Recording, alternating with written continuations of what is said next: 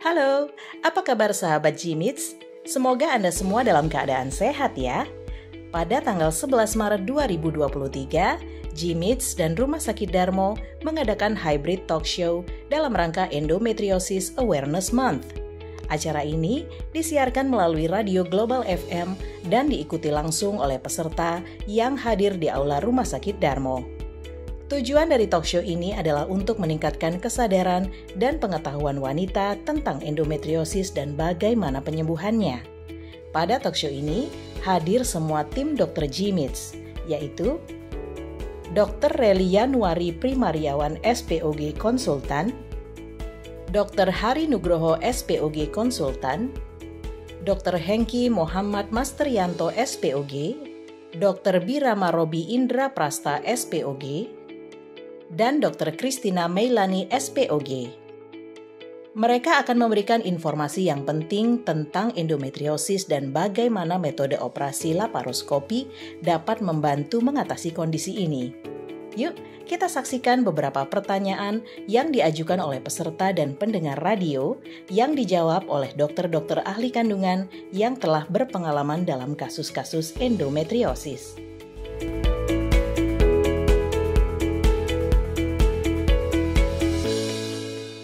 Jadi endometriosis itu adalah, tadi sudah sampaikan Dr. Sulung bahwa adalah suatu penyakit kronis. Kronis itu artinya adalah penyakit yang menahun ya. Oke. Progresif itu artinya kalau tidak ditangani dengan baik, semakin lama akan semakin parah penyakitnya. Nah, penyakit ini sebenarnya penyakitnya jinak ya, bukan suatu ganas kanker gitu. Tapi dia menyebabkan ada 3 keluhan pasien ini. Yang pertama adalah pain, nyeri haid. Ya, kalau orang Jawa bilang dilep gitu ya. Ya betul. Ya.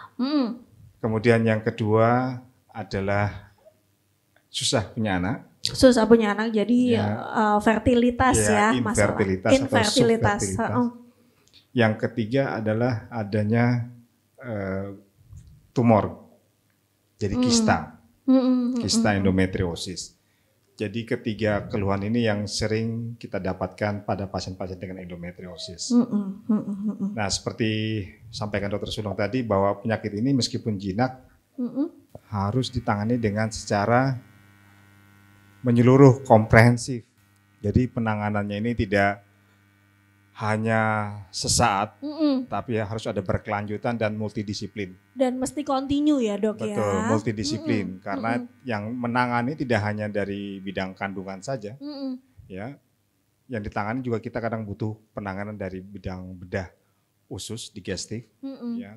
Apalagi kalau umpamanya endometriosis itu menyebabkan menginvasi atau mengganggu fungsi pencernaan. Karena kadang-kadang ada yang mengeluh nyeri pada saat buang air besar pada saat haid.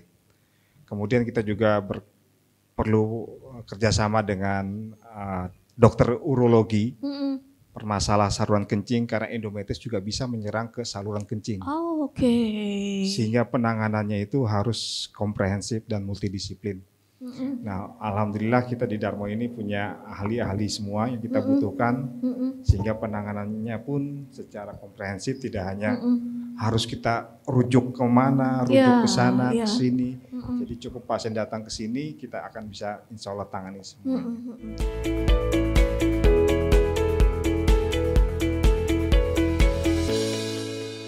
Penyebab endometriosis seperti katakan Dr. Eli tadi nggak 100% diketahui. Tapi mungkin ada faktor resiko ya. Iya, betul. Faktor resiko kan ada beberapa teori terjadinya endometriosis ya.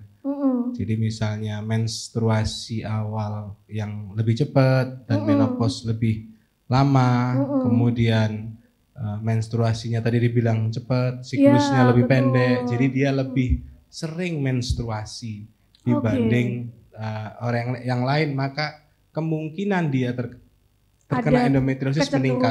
Ya. Tapi kalau faktor resiko itu bukan berarti pasti. Maksudnya begini, dia misalnya, ini saya itu menstruasinya mulai umur 10 tahun. Berarti pasti saya kena endometriosis ya? Belum tentu. Tapi ketika dibandingkan dengan orang yang menstruasinya lebih dewasa itu kemungkinannya secara statistik lebih rendah. Jadi jangan nganggap nanti salah tangkap. Waduh, saya menstruasi umur 10 jadi pasti kena endometriosis. Belum tentu gitu juga. Ya.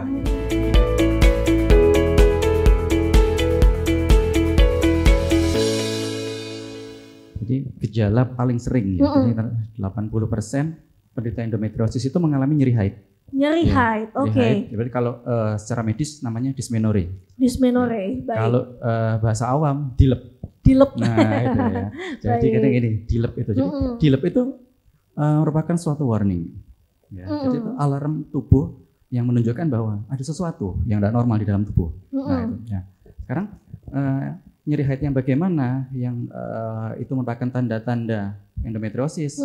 Jadi yang dijelaskan Dr. Hari tadi ya, dia nyerinya yang progresif. Mungkin makin lama makin meningkat gitu ya. Jadi sebelumnya nyeri-nyeri biasa. Kemudian aduh kalau saya tidak minum obat, saya tidak bisa aktivitas. Bahkan semakin berat lagi kalau sudah minum obat biasanya dosisnya 1.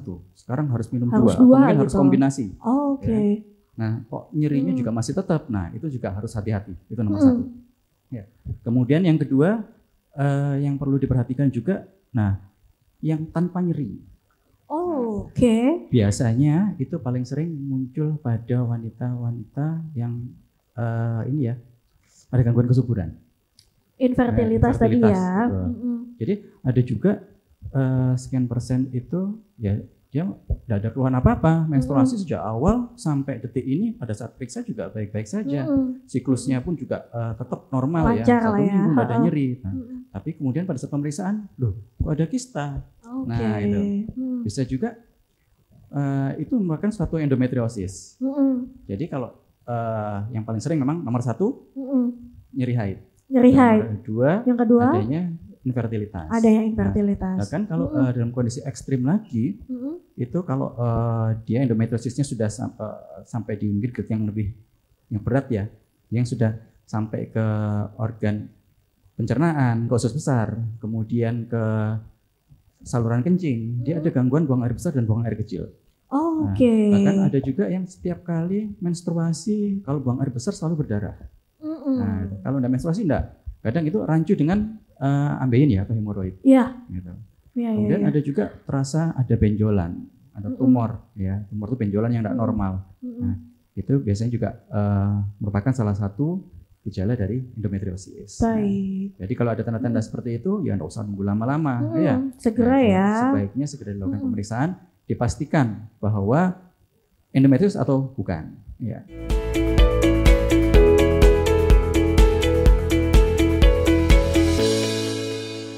Iya, jadi kan kalau misalnya kata-kata screening itu kan kita harus bagaimana ya, kapan kita melakukan pemeriksaan. Sebenarnya sudah diulang berkali-kali tadi ya, sudah dijelaskan. Jadi memang yang penting itu adalah harus ada melakukan pemeriksaan sendiri. Jadi kalau misalnya di pemeriksaan payudara kita mengenal Sarari, periksa payudara sendiri. Mungkin kalau di kita juga ada pemeriksaan sendiri, tapi sebenarnya tidak bisa kita periksa dengan kita raba atau bagaimana, tapi lebih ke alarm. Kita harus mengeset alarm di diri kita. Kira-kira bagaimana keluhan nyeri haid kita itu? Apakah ada perubahan? Misalnya yang dulunya itu cuma 1-2 hari itu termasuk wajar. Atau dan mungkin dulu munculnya cuma 1-2 hari terus sebelum menstruasi saja sampai hari pertama mens, setelah itu berhenti.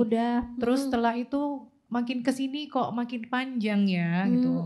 Atau malah selama menstruasi tetap masih sakit. Nah, atau bahkan ada juga yang sampai sudah selesai menstruasi masih mengeluh nyeri, sakit. Ya. Itu kan kita juga harus aware. Itu yang pertama. Awareness yang kedua adalah kita kan punya badan ini ya, kita yang punya badan ini dan punya perut kita, jadi kita bisa meraba sebenarnya. Kalau misalnya kan tadi sudah disebutkan beberapa gejalanya, salah satunya adalah muncul benjolan. Nah, kadang itu bisa teraba sebenarnya, atau bahkan beberapa pasien ada yang bisa merasakan, Mbak. Bisa kerasa? Iya, jadi keluhannya tuh gini, kalau saya miring ke kanan ke kiri tuh kayak ada yang bergerak. Itu ya, itu sebenarnya adalah rahim yang membesar atau emang ada kista di dalam perut kita yang bergerak ketika kita ikut ya kita aktivitas atau melakukan kegiatan. Nah, itu sebenarnya kita bisa deteksi juga. Gitu. Jadi dan yang ketiga sebenarnya alarm yang ketiga adalah kalau kita sudah menikah dan memang ada problem kesuburan, ya kita harus segera memeriksakan diri. Gitu. Karena ada juga yang endometriosis ini tidak bergejala. Nah, ya, betul. Jadi tidak nyeri. Jadi nggak terasa apa-apa gitu ya. Iya, tahu-tahu keluhannya pasangan muda-mudi ternyata menikah udah 5 tahun masih belum punya keturunan. Nah, itu harus jadi awareness dan alarm di dalam diri kita. Ada apa ya gitu. Jadi sedini mungkin ya untuk dilakukan pengecekan.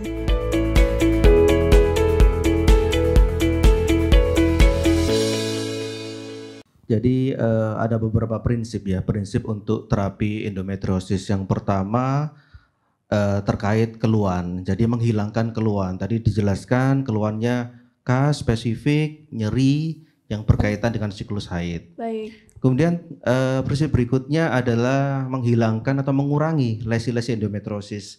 Tadi ada pertanyaan, kok kambuh, mungkin itu lesi endometriosisnya masih ada.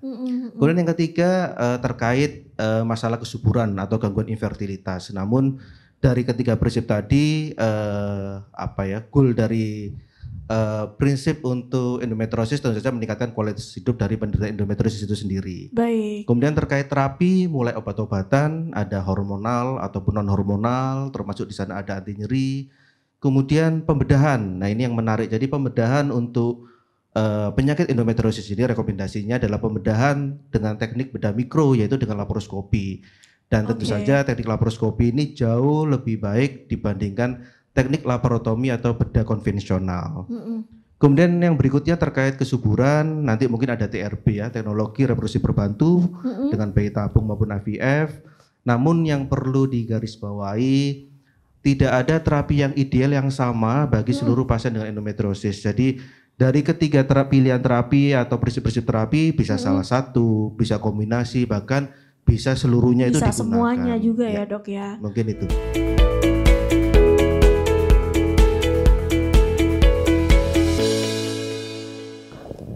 Jadi laparoskopi itu kan suatu pembedahan invasif minimal. Minimal invasif itu apa sih? Maksudnya minimal sayatan. Minimal sayatan, baik. Jadi sayatannya kecil sedikit, minim gitu ya. Jadi ya tidak ada bekas sayatan besar di perut. Jadi dengan sayatan kecil, minimal, memasukin kamera, teleskop atau teropong kata orang awam gitu ke dalam perut, diteropong perutnya. Sehingga nanti kita akan hubungkan ke monitor TV, jadi kita melihatnya ke monitor TV gitu. Nah, tadi saya menyinggung sedikit mengenai deteksi dini ya. Memang endometriosis itu salah satunya bagaimana untuk penegakannya adalah dengan laparoskopi. Karena dengan laparoskopi itu kita akan bisa melihat lesi-lesi atau kelainan endometriosis yang tidak terdeteksi, baik itu dengan pemeriksaan USG maupun pemeriksaan MRI sekalipun. Ya, deteksinya dengan laparoskopi. Cuman seperti Dr. Hari bilang tadi sebelumnya, kalau laparoskopi semua pasien di laparoskopi untuk deteksi dini kan enggak cost effectiveness juga kan, cost efektif lagi kan. Betul.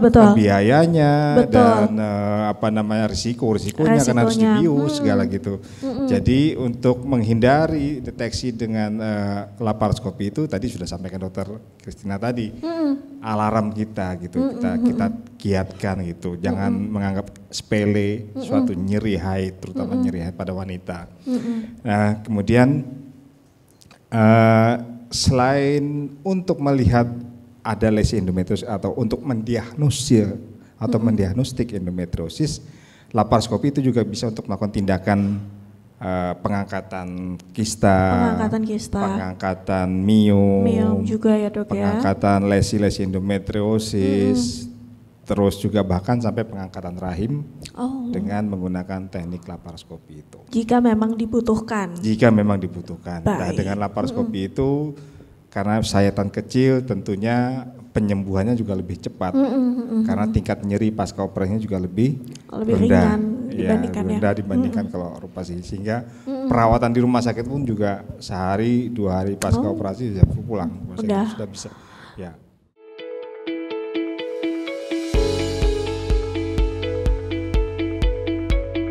Pada hari ini kita menceritakan tentang perjalanan G-MIDS. Tidak terasa G-MIDS sudah 8 tahun berkiprah di bidang pembedahan minimal invasif di Surabaya. Jadi sejak berdirinya G-MIDS tahun 2015, kita telah melakukan tindakan pembedahan hingga akhir 2022 sebanyak 922 kasus ya yang kita lakukan pembedahan dengan pembedahan minimal invasif. Mudah-mudahan setelah kedepannya pandemi mereda, kita akan lebih maksimal lagi memberikan pelayanan pembedahan minimal invasif ini.